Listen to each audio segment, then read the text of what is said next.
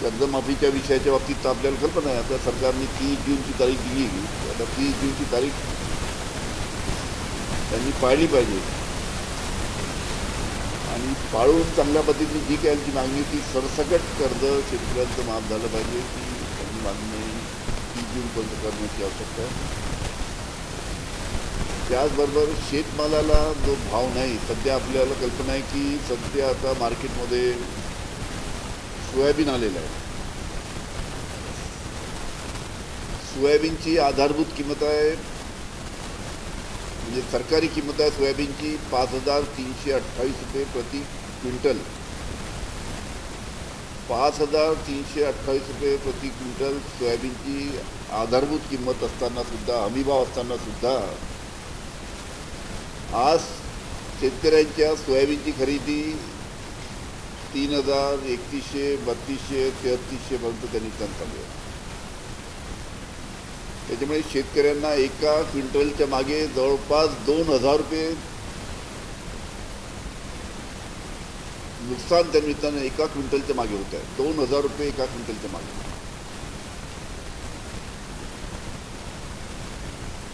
आणि म्हणून जर सरकारने जर लवकरात लवकर जर शासकीय खरेदी केंद्र चालू केलेत तर कमीत कमी शेतकऱ्यांना त्याचा आधार होईल आणि त्यांची सोयाबीन चांगल्या भावाने राज्य शासनाने खरेदी केल्यानंतर त्यांना चांगली किंमत मिळू शकेल. म्हणून लवकरात लवकर शासकीय खरेदी केंद्र सोयाबीनची खरेदीसाठी चालू करावे. तसं पाहिलं ते खरेदी केंद्र सुरुवातीलाच राज्य शासनाने चालू करायला पाहिजे होते. पण आता बहुतेक अनेक शेतकऱ्यांनी दिवाळीच्यासाठी आपली सोयाबीन विकली आणि अशा परिस्थितीमध्ये जर सोयाबीन केंद्र चालू झाले असते पहिलेच सोयाबीन निघायच्या वेळेस तर चांगल्या पद्धतीचा निर्णय शेतकऱ्यांसाठी झाला असता. पण शेतकऱ्यांकडे कोणत्याही म्हणजे शेतकऱ्यांकडे या सरकारचं लक्ष नाही आणि म्हणून अशा पद्धतीची सोयाबीनच्या खरेदी बाबतीची परिस्थिती आहे. त्याचबरोबर आता काही दिवसामध्ये कापूस सुद्धा आता बाजारात येणार आहे. 15-20 दिवसात, महिन्याभरात कापूस बाजारात येईल आणि कापसाची परिस्थिती सुद्धा अशाच प्रकारची राहील का की सर्व शेतकऱ्यांनी सर्वांना भीती आहे. कारण की जो कापूस आयात करायचा जर कुणाला असला तर म्हणजे परदेशातनं जर कापूस आपल्याला भारतात बोलवायचा आहे तर 11% कर लागत होता. त्याच्यामुळे परदेशातला कापूस भारतामध्ये, महाराष्ट्रामध्ये येत नव्हता. पण आता 17 ऑगस्ट 2025ला शासनाने आदेश काढला आणि 11% जो आयात कर होता तो 11% आयात कर रद्द केला आणि 11% आयात कर रद्द केल्यामुळे आता मोठ्या प्रमाणात परदेशातला कापूस महाराष्ट्रामध्ये येईल, परदेशातला कापूस भारतामध्ये येईल.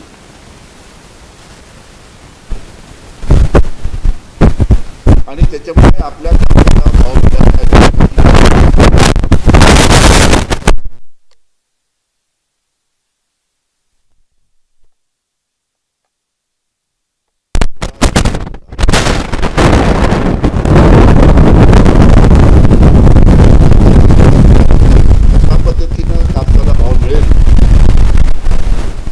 सुद्धा दाट शंका त्या निमित्तानं सर्वांना आहे. आणि या बाबतीत सुद्धा उचित पावलं राज्य शासनाने उचलावी अशी आमची राज्य शासनाला विनंती आहे. त्याचबरोबर आपल्याला माहिती आहे की काल मुंबईला काँग्रेस, राष्ट्रवादी, शिवसेना, उद्धव ठाकरे, मनसे, RPI, शेतकरी संघटना या सर्वांनी मिळून जो पतचोरीच्या बाबतीत अतिभव्य असं जे आंदोलन केलं होतं, लाखोच्या संख्येनं त्या ठिकाणी सर्व पक्षाचे सहकारी होते, भारतीय जनता पार्टी सोडून. आणि त्या ठिकाणी सर्वांनी सांगितलं की ज्या पद्धतीची मतचोरी होत आहे, ईव्हीएम मध्ये तर मॅन्युप्युलेशन आहेच, पण त्याचबरोबर मतदार याद्यामध्ये ज्या पद्धतीनं अनेक त्रुटी आहेत, दुबार नाव आहे, अनेकांचे बाहेरचे नाव त्या ठिकाणी आणण्यात आलेले आहे, बाहेरच्या मतदारसंघातले, बाहेरच्या राज्यातले काही लोकांची नावं जाणीवपूर्वक त्या निमित्तानं काढण्यात आलेली आहे. आपल्या माहितीसाठी सांगतो की नवी मुंबईच्या महानगरपालिकेचे जे आयुक्त आहेत, त्या मुंबई नगरपालिकेच्या महानगरपालिकेच्या आयुक्ताचं जे शासकीय निवासस्थान आहे,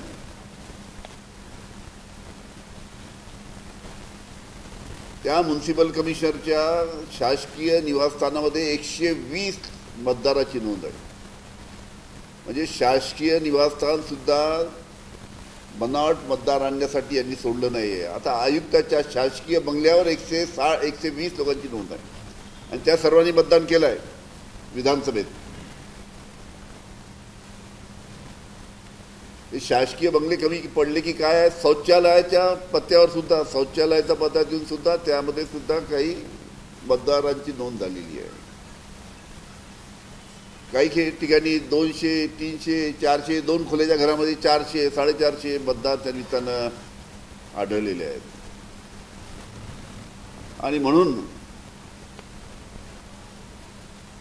इलेक्शन कमिशननी या सर्व याद्या पहिले दुरुस्त कराव्या आणि संपूर्ण याद्या दुरुस्त केल्यानंतरच मग स्थानिक स्वराज्य संस्थेच्या निवडणुका घ्याव्या, अशी आमच्या सर्व पक्षाची मागणी कालच्या मोर्चामध्ये आम्ही इलेक्शन कमिशनला केली. आणि म्हणून इलेक्शन कमिशननी कोणत्याही राजकीय दबावामध्ये न येता या संपूर्ण याद्या या तपासून ज्या काही त्रुटी आहेत, ज्या काही चुका आहेत, चुका म्हणजे त्या चुका जाणीवपूर्वक आहेत,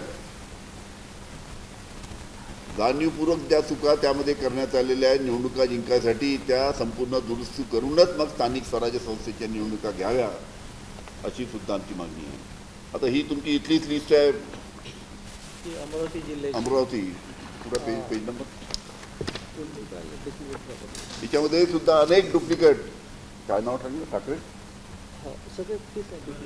सगळे डुप्लिकेट नंबर, टोटल 20,000च्या वर आहेत नाव. हे म्हणजे डुप्लिकेट 50% जरी केलं तर 10,000च्या वर डुप्लिकेट वोटर आपल्या जिल्ह्यात आहे. प्रत्येकाचं सॉर्ट केलेलं आहे. आता ते असं काढणं जिल्ह्याचं काढलंय, पूर्ण जिल्ह्यातच काढलेलं आहे.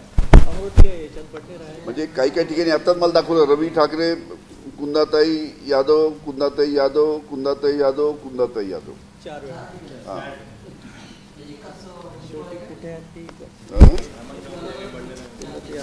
कुंद पहा कुठे, मग चष्मा गेले कुठे कुंदही कुंदाताई यादव 2 ठिकाणी अचलपूरला आहे. पण त्यांचे जे नंबर आहेत हे वेगवेगळे आहेत, म्हणजे अलग अलग बूथवर आहे. तर याच्यामध्ये आता समजा कुणाल भारत आगलावे म्हणून आहे, तो बडनेरामध्ये आहे, त्याचा पार्ट नंबर 181 म्हणजे त्या या मतदार यादीचा. त्याच्यानंतर कुणाल भारत या आगलावे बडनेरात आहे, पण तो एकूण 70 नंबरवर आहे यादीमध्ये. म्हणजे असे अलग अलग अलग अलग आहेत. काही ठिकाणी 4 जणांचे हे केलेले आहे, म्हणजे बडनेरातला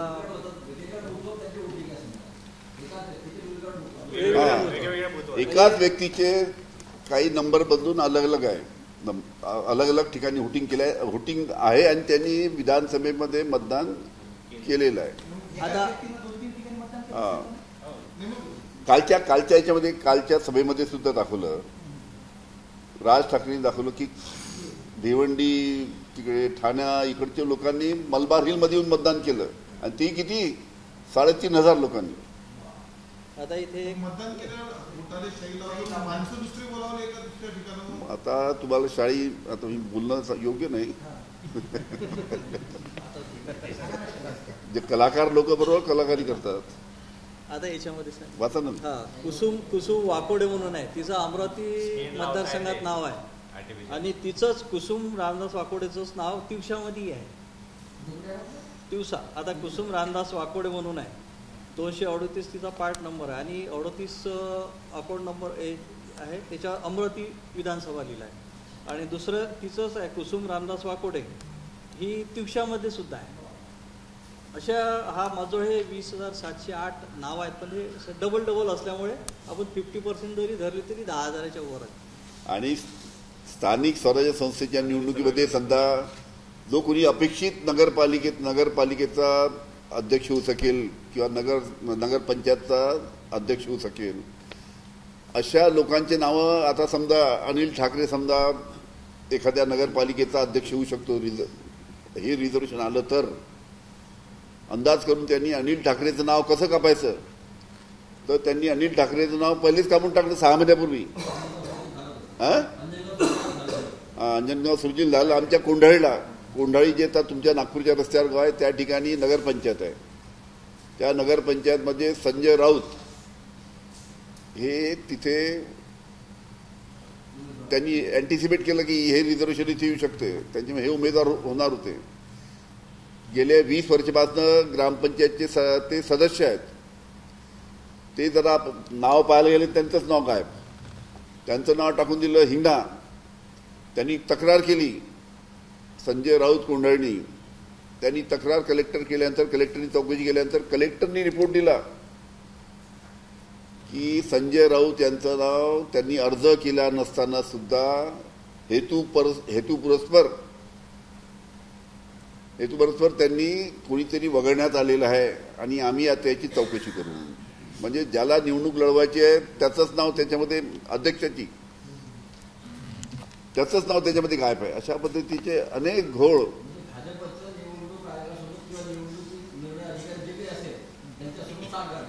म्हणजे थोडक्यात रिझर्वेशन तिथे काय येईल हे धरून त्यांनी 4 महिने पहिलेच कार्यक्रम करून टाकला आणि कलेक्टरनी रिपोर्ट दिला की हे यांनी जी तक्रार केली आहे संजय राऊत कोंढाळी यांनी ही तक्रार खरी आहे आणि याच्यामध्ये यांनी कुठेही अर्ज केला नाही की माझं नाव कोंढाळीमधनं काढा आणि हिंगण्यामध्ये टाका. परस्पर ज्यांनी काहीतरी यालाचं नाव काढायचं त्यांनी अर्ज केला की संजय राऊतचं नाव कोंढाळून काढा आणि हिंगण्यामध्ये टाका आणि ते नाव गेलंही कसं. आणि आज ते बिचारे कलेक्टर कोर्ट कचेरी करून आले. त्याच्यामुळे अशा प्रकारचे अनेक घोळ या संपूर्ण मतदार यादीमध्ये आहे आणि त्यामुळे याची व्यवस्थित तपासणी करून छानबीन करून दुरुस्त्या करून मग जर व्यवस्थित निवडणुका घेतल्या तर त्या निवडणुका फेअर निवडणुका होऊ शकतील. नाही तर या निवडणुकीमध्ये सुद्धा काय होणार आहे याची सुद्धा आपल्या सर्वांना कल्पना आहे. काही याच्यात तर काल सांगितलं कालच्या सभेमध्ये मुलीचं वय 142 आणि बापाचं वय 52, वडिलाचं वय 52 आणि मुलीचं वय 142 असे सुद्धा त्यामध्ये काही नाव आले आहेत. काही वयाचं दाखली तिथं आले.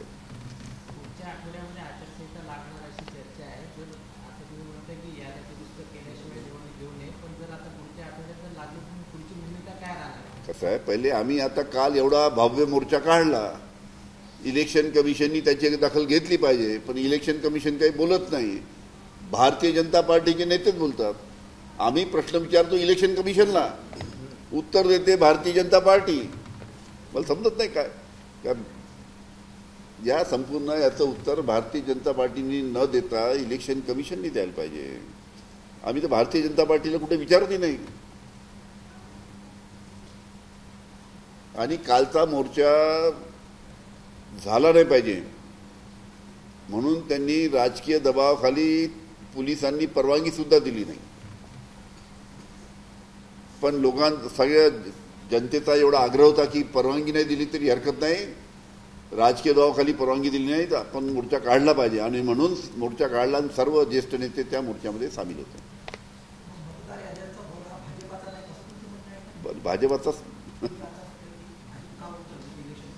भाजपाने आम्ही प्रश्न कोणाला विचारतो? इलेक्शन कमिशनला. उत्तर कोण देते? भाजप. त्यांनी उत्तर द्यायची आवश्यकता नाही ना. ठीक आहे, धन्यवाद.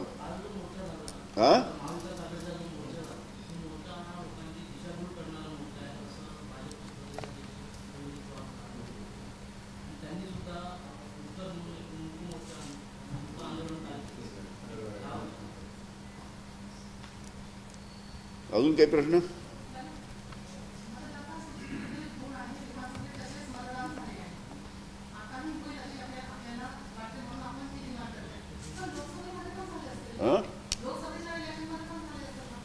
लोकसभेला तुम्ही समजले नाही. लोकसभाची निवडणूक झाल्यानंतर लोकसभेला ज्या पद्धतीनं महाविकास आघाडी म्हणजे काँग्रेस, राष्ट्रवादी, शिवसेनेचे खासदार निवडून आले आणि ही लोकसभेची निवडणूक झाल्यानंतर मग आता आपल्या विधानसभेत कसं काय होईल, विधानसभेत सुद्धा अशा चित्र येईल आणि म्हणून त्याच्यामध्ये मोठ्या प्रमाणात मतदार याद्यामध्ये या पद्धतीने सांगितल्याप्रमाणे घोळ करण्यात आला. 60 लाख मतं 70 लाख मतं 2025ची लोकसभा तर 2025ची विधानसभा म्हणजे 4-4.5 महिन्यामध्ये 70 लाख नवीन मतदार आले कुठून काय 4 महिन्यामध्ये एकदम 17 वर्षाचे 18 वर्ष झाले का एकदम. अनेक मतदारसंघामध्ये तुम्हाला सांगतो, अनेक मतदारसंघामध्ये 2019ची लोकसभा ते 2025ची लोकसभा 5 वर्षामध्ये जर एखाद्या विधानसभेमध्ये जर 8,000 मतदान जर वाढले असतील 5 वर्षामध्ये तर 2025ची लोकसभा ते 2025ची विधानसभा या 4.5 महिन्यामध्ये त्याच मतदारसंघामध्ये ज्या ठिकाणी 5 वर्षामध्ये अंदाजे 8,000 मतं वाढलेत त्याच ठिकाणी 4.5 महिन्यामध्ये 32,000 मतं वाढले, 35,000 मतं वाढले, 42,000 मतं वाढले, 47,000 मतं वाढले. आता हे मतं जे वाढलेत हे सगळे वाढून घेण्यात आले मतदान करण्यासाठी. हे वाढवून घेतले, त्यांच्याकडनं मतदान केलं आणि त्या पद्धतीनं विधानसभेच्या निवडणुका झाल्या आणि त्यामुळे हे सरकार जे आहे संपूर्ण मतदार याद्यामध्ये घोटाळा करून आलेले हे सरकार आहे. एबीपी माझा, उघडा डोळे बघा नीट.